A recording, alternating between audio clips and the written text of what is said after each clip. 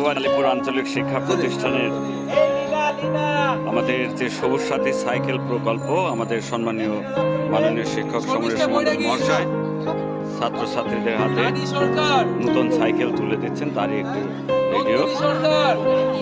আমাদের স্কুলের 106টি সাইকেল দেওয়া হচ্ছে।